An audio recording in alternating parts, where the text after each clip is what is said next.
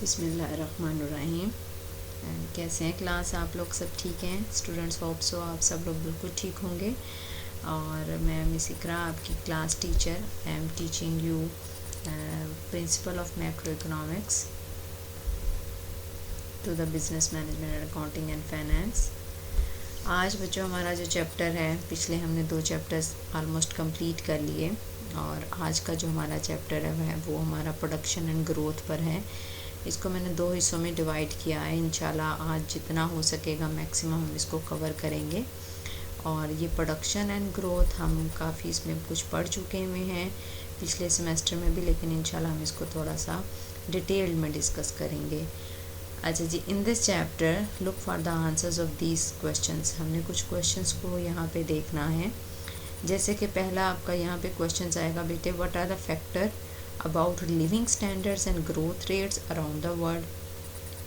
Why does productivity matter for living standards? What determines productivity and its growth rate? How can public policy affect growth and living standards? ये कुछ questions हैं जो हम इंशाल्लाह पढ़ेंगे। सबसे पहले आप लोग बेटे, फर्स्ट ऑफ ऑल हमने जो सबसे पहले चैप्टर में जीडीपी को डिस्कस किया, हमने उस चैप्टर में हमने ये देखा कि किस तरह से इकोनॉमिस्ट जो हैं वो मैक्रो इकोनॉमिक्स को, क्वांटिटीज़ और प्राइजेस को मेजर करते हैं। हमने इस चीज़ को देखा, ठीक है। अब हमने इस चैप्टर में अब ये जो फोर्सेस हैं, अब हमने ये स्टडी करना है, the forces that determine these variables. कौन सी ऐसी फोर्सेस हैं जो हमारे मुल्क में इन जो हमने क्वांटिटीज़ और प्राइजेस के लिए हमने जो मेजर्स देखे थे, वो उन क्वांटिटीज़ को, उन फोर्सेस को किस तरह से डिटरमिन करते हैं। इसके लिए हमने बेटे जो हमने जीडीपी पर कैपिटा पढ़ा था, रियल जीडीपी पढ़ी थी, उसी को हम आगे फर्दर जो है वो इसमें इंशाल्लाह डिस्कस करेंगे। इसमें सबसे पहले आपको अगर याद हो, रियल जीडीपी हमने पढ़ा था। Real GDP is a good gauge of economic prosperity. Means मैंने आपको बताया था कि बेटे जीडीपी हमारा इंडिकेटर है इन्फ्लेशन के लिए, फाइंड आउट के लिए, इकोनॉमिक प्रॉस्पेरिटी के लिए। लेकिन रियल जीडीपी जब हम उसको एक बेस ईयर के साथ हम करते हैं तो वो हमारा एक अच्छा इंडिकेटर बन जाता है। क्लियर? अब यहाँ पे सबसे पहले बेटे एक और चीज़, इकोनॉमिक डेवलपमेंट, जब भी हम किसी मुल्क की डेवलपमेंट की बात करते हैं, ग्रोथ की बात करते हैं, तो वहाँ पे एक स्टैंडर्ड ऑफ लिविंग को देखा जाता है कि आया वहाँ का स्टैंडर्ड ऑफ लिविंग क्या है। देखें, बेसिकली स्टैंडर्ड ऑफ लिविंग क्या है कि आपका वहाँ का रहन सहन कैसा है, वहाँ के लोगों के पास बेसिक फैसिलिटीज़ हैं नहीं हैं, इन सब चीज़ों को हम देखेंगे, ठीक है। उसके बाद the growth of real GDP is a good cause of economic progress. आपका रियल जीडीपी जो था वो आपका इकोनॉमिक प्रॉस्पेरिटी के लिए है। और अगर हम इसकी ग्रोथ देखें रियल जीडीपी की कि आया उसको हम डिफरेंट, अब हम ये आगे फर्दर सारा करेंगे कि रियल जीडीपी की ग्रोथ लेवल जो है वो हमारा किस तरह से इकोनॉमिक प्रोग्रेस की तरफ जाता है। सबसे पहले हम यहाँ पे बेटे स्टैंडर्ड ऑफ लिविंग को देखेंगे। A country standards of living depends on its ability to produce goods and services. देखें, स्टैंडर्ड ऑफ लिविंग यही तो है कि आपके मुल्क में आप चीज़ों को किस तरह से, वो एबिलिटी आपकी, वो क्या क्वालिटी है, क्या वो खासियत है जब चीज़ों को प्रोड्यूस करें। Clear? Richer countries have more automobiles, more telephones, more televisions. Means उनके पास ज़्यादा सारी फैसिलिटीज़ होती हैं as compare to the lower जो आपकी पुअर कंट्रीज़ होती हैं। Within every country there are large change in the standard of livings over time. अब देखें, ओवर टाइम मीन्स वक्त बाय वक्त। कुछ कंट्रीज़ पहले बहुत पुअर थी लेकिन उन्होंने प्रोग्रेस की, उन्होंने अपना पर कैपिटा इनकम, उन्होंने अपना जीडीपी को बेहतर किया तो वो एक अच्छे लेवल पर आ गई। बहुत सारी कंट्री जो टॉप पर थी वो आहिस्ता आहिस्ता उनके मुल्क में हालात ख़राब हुए तो वो मीन्स पुअर कंट्री की तरफ आ गई। यानी हम यहाँ पर ये कह सकते हैं कि within every country there are large change in the standard of living, के हर कंट्री का अपना अपना स्टैंडर्ड ऑफ लिविंग है ओवर टाइम। क्लियर? ये आपका एक स्टैंडर्ड ऑफ लिविंग का बेसिक सा कॉन्सेप्ट था।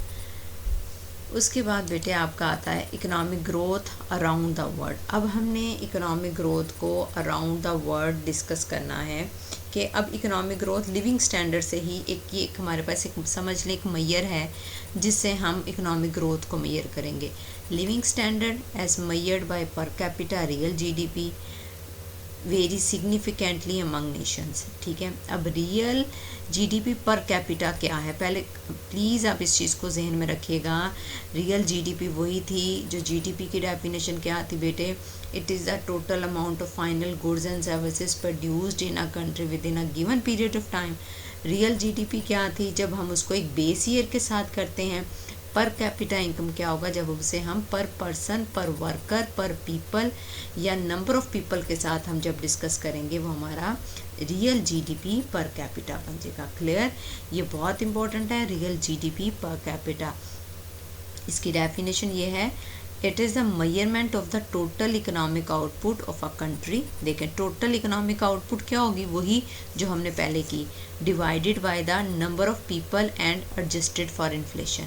मींस नंबर ऑफ पीपल तक भी अगर हम यहाँ तक लाएं, ये आपकी डेफिनेशन यहाँ पे कंप्लीट है, और ये एक अच्छा एक एडजस्टेड फॉर इन्फ्लेशन है। Clear, it is use to compare the standard of living between countries and over time. अच्छा, अब आपने ये चीज़ जहन में रखनी है कि रियल जीडीपी पर कैपिटा जो है वो हमारे लिए एक स्टैंडर्ड ऑफ लिविंग है between countries and over time. ये उसको मतलब कंट्रीज़ के दरमियान जो हम कंपैरिजन करेंगे क्या है उनका स्टैंडर्ड ऑफ लिविंग क्या है, तो रियल जीडीपी पर कैपिटा से करेंगे। क्लियर जी। नेक्स्ट आता है बेटे, the most developed countries have real per capita GDP. अच्छा, इसका मतलब है एक क्वेश्चन यहाँ पे राइज होता है कि हमने एक क्वेश्चन बात की कि रियल जीडीपी पर कैपिटा जिन कंट्रीज़ का हाई होगा वो डेवलप्ड कंट्रीज़ होंगी, जिनका रियल जीडीपी पर कैपिटा कम होगा वहाँ की क्या होगी जीडीपी, वो जो लेस डेवलप कंट्रीज होंगी। तो इस लाइन का ये मतलब है, the most develop countries have real per capita GDP that is 10 to 20 times that of the poorest, 10 to 20 times more than the. ठीक है, आप यहाँ पे मोर का वर्ड भी यूज़ कर सकते हैं, more that of the poorest countries, इसको हम इस तरीके से भी देख सकते हैं। अच्छा, आपकी बुक में बेटे पेज नंबर 237 पे एक टेबल बना हुआ है, उसको आप देख लीजिएगा। उस टेबल में आपकी डिफरेंट कंट्रीज़ हैं, उनमें पीरियड हैं, उसमें उन्होंने रियल जीडीपी उनका कुछ उस पीरियड का काउंट किया हुआ है, उसके बाद उनका ग्रोथ रेट निकाला हुआ है। उस ग्रोथ रेट के अकॉर्डिंग बेटे हमारे पास जापान जो है वो आपका टॉप ऑफ द लिस्ट है, उसका ग्रोथ रेट 2.71 पर ईयर है। क्लियर, ये एक फिगर है, इसको आप जस्ट जहन में रखिएगा। क्लियर, नेक्स्ट उसके बाद आता है, because a difference in growth rate the ranking of countries by income changes substantially over time. Mean जैसे जैसे आपकी डिफरेंस आता है आपका ग्रोथ रेट में, तो ऑटोमेटिकली आपकी रैंकिंग आ जाती है। अब Japan is a country that has risen relative to the others. क्यों, आप अपनी बुक देखिएगा, मैं आपके साथ उसका टेबल भी शेयर करूंगी। जापान उसमें बेटे सबसे ज़्यादा ऊपर क्यों है, क्योंकि उसका जो ग्रोथ रेट है वो सबसे ज़्यादा है। अब जो यूनाइटेड किंगडम है वो उससे बिलो है क्योंकि उसका ग्रोथ रेट उससे कम है। आप अपने नीचे नेक्स्ट उसके बाद देखेंगे पाकिस्तान आ जाता है, इंडोनेशिया आ जाता है, इंडिया आ जाता है। ये सब वो कंट्रीज़ हैं जिनका ग्रोथ रेट कम होता है, और ये कंट्रीज़ टू कंट्री वेरी करता है। और वो किस तरह से हम फाइंड आउट करते हैं, रियल जीडीपी पर कैपिटा के ज़रिए। The data shows that the world's richest countries have no guarantee that the they will stay. ये वही बात है जो मैंने आपको भी बताई कि ज़रूरी नहीं है कि हर रिचेस्ट कंट्री के पास ये गारंटी है, अगर वो एक दफ़ा रिचेस्ट कंट्री हो गया तो उसके बाद वो उसी लेवल पर स्टैंड करेगी। उसमें बहुत सारी चेंजेस आ सकती हैं, आपका पर कैपिटा इनकम जो है वो चेंज हो सकती है, तो और वो आप उसमें डाउनवर्ड भी मूव कर सकते हैं। इसी तरह आपकी जो पुअरेस्ट कंट्रीज़ हैं are not doomed forever to remain in poverty, के वो भी ज़रूरी नहीं है कि हमेशा पॉवर्टी की तरफ रहें, वो भी फर्दर आगे मूव कर सकती हैं। तो ये हमारा बेटे growth rate around the world था।